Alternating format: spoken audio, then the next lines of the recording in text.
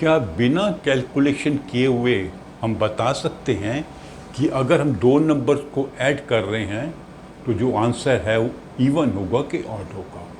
तो ये संभव है।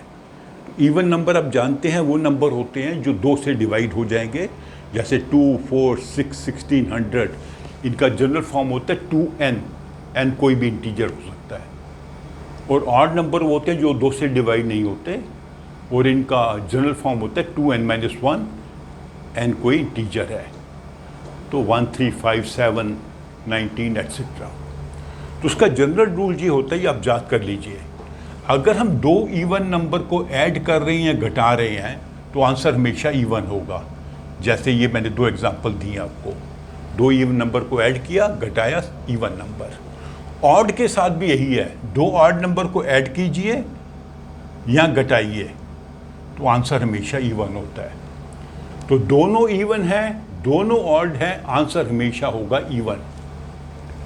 लेकिन अगर एक ऑड है और एक इवन है, उनको ऐड करेंगे या घटाएंगे तो आंसर हमेशा ऑड होता है। ये मैंने एग्जाम्पल से भी आपको समझाया है। तो इन क्वेश्चंस को यहां तक आप बड़े इजीली कर सकते हैं विदाउट एक्चुअली एडिंग और सब्ट्रैक्टिंग।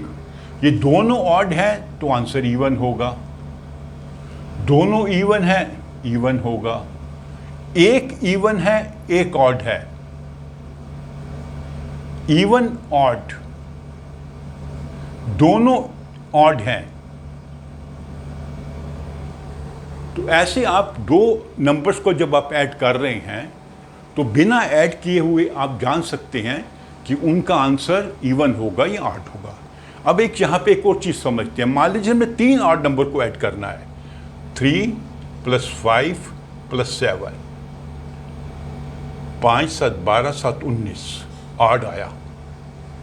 क्यों? इसका लॉजिक है, जब हमने दो ऑड को ऐड किया तो आंसर होना था इवन। इनका आंसर इवन है, फिर इवन में हमने ऑड ऐड किया, ऑड आएगा।